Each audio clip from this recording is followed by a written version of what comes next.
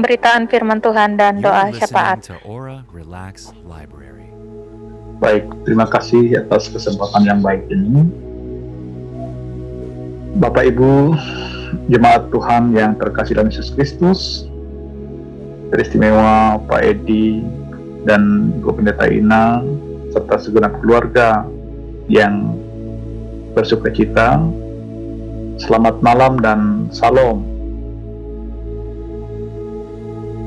Saya bersukacita karena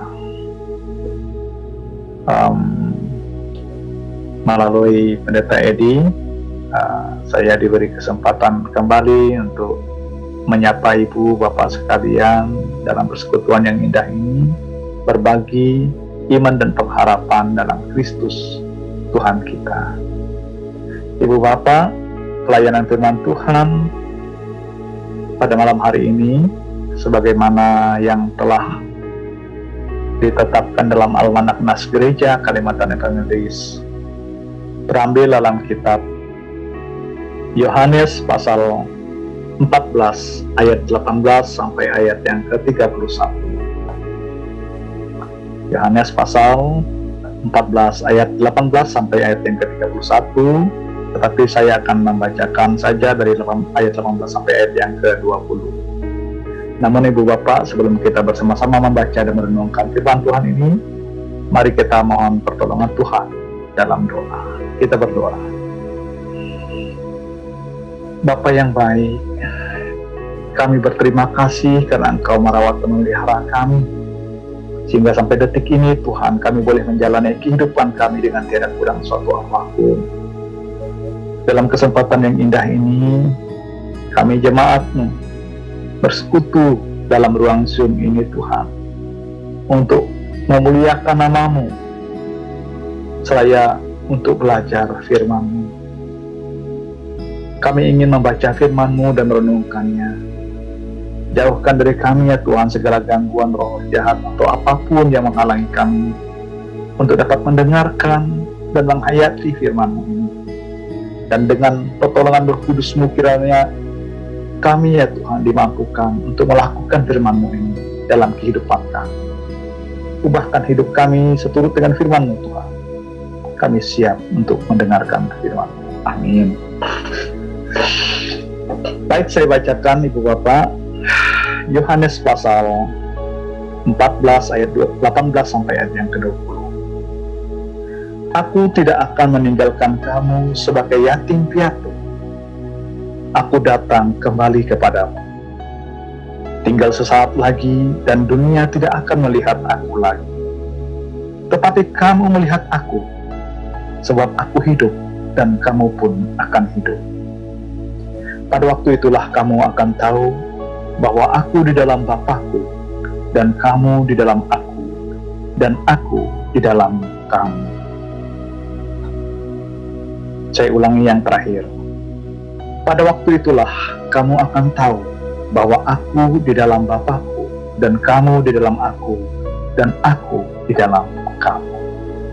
Amin. Jemaat Tuhan yang dikasihi Kristus, salah satu problem terbesar dalam kehidupan manusia itu adalah ilusi keterpisahan. Ilusi keterpisahan itu adalah saya merasa berbeda dengan dia. Saya merasa yang sana itu tidak sama dengan saya, itu kelompok lain, saya kelompok sendiri.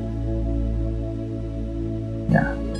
Dan ketika kemudian sekat-sekat begitu, ilusi itu dikuatkan dengan segala macam narasi, maka terjadilah pengelompokan-pengelompokan, bahkan terjadi kemudian kubu-kubuan yang berakhir pada penghancuran.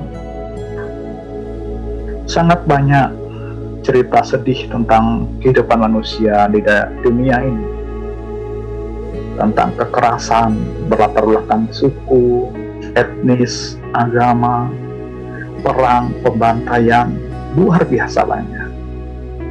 Problemnya satu, kata kuncinya keterpisahan. Sana bukan kelompokku, Bapak Ibu, sebenarnya keterpisahan adalah ilusi paling besar. Karena sesungguhnya kita ini tidak pernah terpisah, benar-benar tidak pernah terpisah.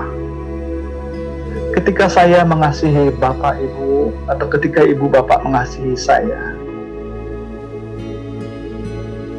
timbal balik dalam rasa sukacita itu selalu muncul di kedua belah pihak. Saya merasa bahagia, saya merasa dicintai, Ibu Bapak pun merasa bahagia, Ibu Bapak merasa berharga, Ibu Bapak pun merasa bahwa pandangan mata saya, sikap saya tak bisa dipungkiri akan menunjukkan rasa cinta, rasa penghargaan, rasa kasih kepada sebagai respons saya terhadap Ibu Bapak. Kita tidak pernah terpisahkan. Demikian juga ketika kita bersikap kejam kepada orang lain. Kita menganiaya, kita membunuh, kita memprovokasi, kita meneriakkan kebencian. Racun dari sikap kita itu pun kemudian menghancurkan diri kita sendiri. Dan dalam contoh-contoh yang ekstrim kita lihat saja, misalnya di dunia Timur Tengah sana, negeri yang porak-poranda, ketika satu menghunus pedang dan menggorok yang lain, yang satu juga melakukan hal yang sama kepada musuhnya. Apakah kita benar-benar terpisah? Ternyata tidak, Ibu Bapak.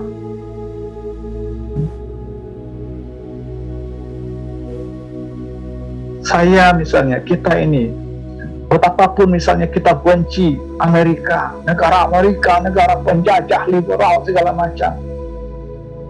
Perhatikan lagu-lagu yang kita putar, film-film yang kita tonton, gaya bicara kita, teknologi yang kita pakai, semua adalah jasa baik dari orang-orang sana misalnya. Atau kalau kita sangat tidak suka dengan orang-orang Muslim, perhatikan saja guru-guru kita yang mengajarkan kita menjadi orang yang cerdas, tetangga-tetangga kita yang membantu kita, dan begitu banyak orang-orang Muslim yang berkontribusi terhadap kebahagiaan dan keberadaan kita saat ini, yang kadang-kadang terlupakan. Kita ada sebagai bagian dari diri mereka. Kita ada dan hidup sampai saat ini karena dukungan dan cinta dari mereka. Kita dikenyangkan oleh kebaikan dan kasih dari banyak orang. Dan kita juga dengan bahagia melakukan begitu banyak terhadap orang-orang yang kita kasih, yang seringkali berbeda agama, suku, budaya, dan bahasa dari kita. Ibu Bapak yang terkasih, ilusi keterpisahan inilah yang memang sejak awal dilawan oleh Tuhan Yesus dengan kata kunci kasih. Kasih yang merangkul, kasih yang merengkuh, kasih yang mengobati, kasih yang menyembuhkan, kasih yang membahagiakan. Itu sebabnya Tuhan Yesus tidak mengizinkan satu orang pun menghunus pedang atas namanya, memotong kuping, memotong leher, memotong apapun atas namanya. Sarungkan pedangmu. Siapa yang menghunus pedang akan mati oleh pedang. Itu bukan hanya bahasa simbolik berupa pembunuhan, pemisahan. Ya, ketika kau menganiaya yang lain, kau sendiri, jiwamu sendiri teraniaya. Dan itu yang diajarkan Tuhan Yesus melalui nas yang juga kita baca ini. Sesaat lagi dunia tidak akan melihat, tetapi engkau akan melihat, karena aku hidup dan engkau pun akan hidup, kata Tuhan Yesus. Hati orang beriman akan memiliki kemampuan untuk menerima Roh Kudus, dan Roh Kudus itu yang membuat dia mampu melihat kehadiran Kristus dalam diri semua orang.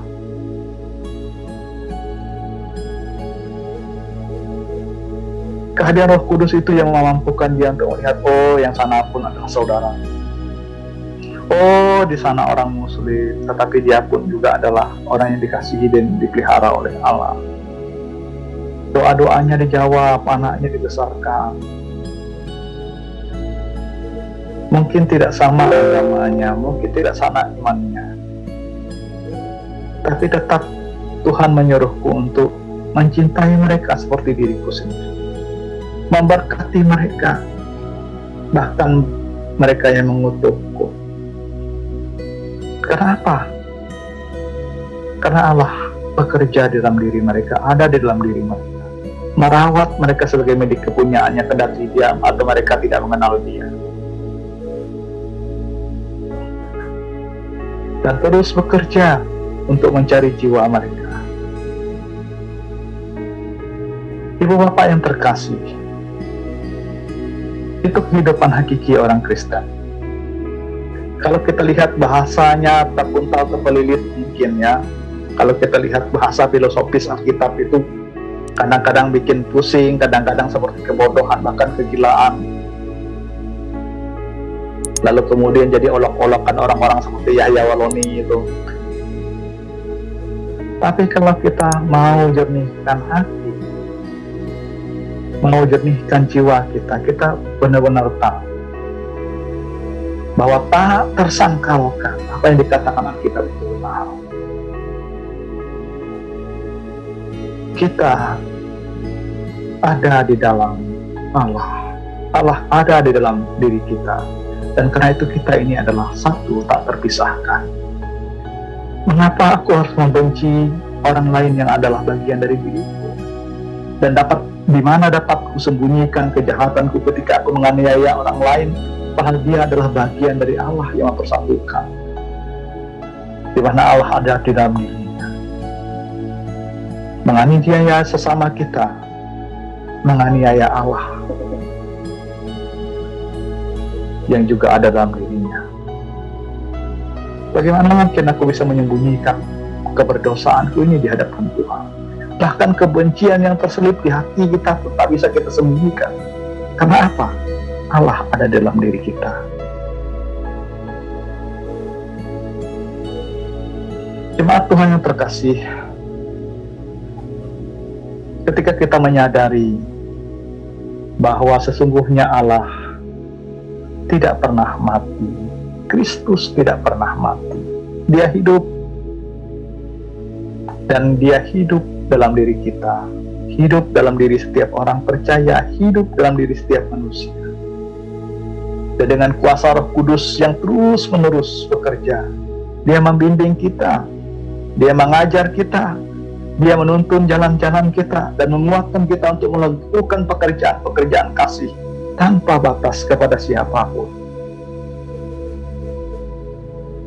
Pada akhirnya, meskipun raga kita telah binasa, seperti yang dikatakan Kristus, energi cinta kita itu adalah energi Allah. Energi cinta yang menjadi jiwa kita, yang menyatu dalam jiwa kita itu adalah energi Allah. Energi yang tak terbinasakan oleh kematian. Energi sukacita yang memampukan kita melakukan banyak hal-hal dahsyat. Energi yang memampukan kita memasuki kehidupan keilahian. Kalau keilahian manusia yang kita alami sekarang ini saja dengan Zoom, kita bisa seperti dewa berbicara jarak jauh. Dengan telepon kita bisa menghubungi siapapun. Dengan macam-macam teknologi dimiliki manusia ini saja kita mencicipi banyak kekuasaan para dewa. Lebih-lebih kalau kita memang sepenuhnya menyatu dengan Kristus, Allah, sang sumber keajaiban itu sendiri. Luar biasa, dan itu sangat mungkin. Orang Kristen itu seharusnya menjadi orang paling berbahagia di dunia, karena dia tak perlu menyimpan racun dalam dirinya dalam bentuk kebencian, provokasi, kepentingan diri, pembalasan dendam. Tuhan berkata, no way, itu gak penting. Lepaskan pembalasan itu milik Allah dan percaya bahwa Allah itu adil. Arahkan energimu pada hal yang baik-baik saja. Biarkan kebencian milik orang dan sukacita itu milik dirimu. Rayakan hidup dengan sukacita, dengan kasih. Bahagia di dunia, akhirat masuk surga. Wah, luar biasa. Selamat malam, Tuhan Yesus memberkati. Amin. Bagaikan bejana siap dibentuk, demikian hidup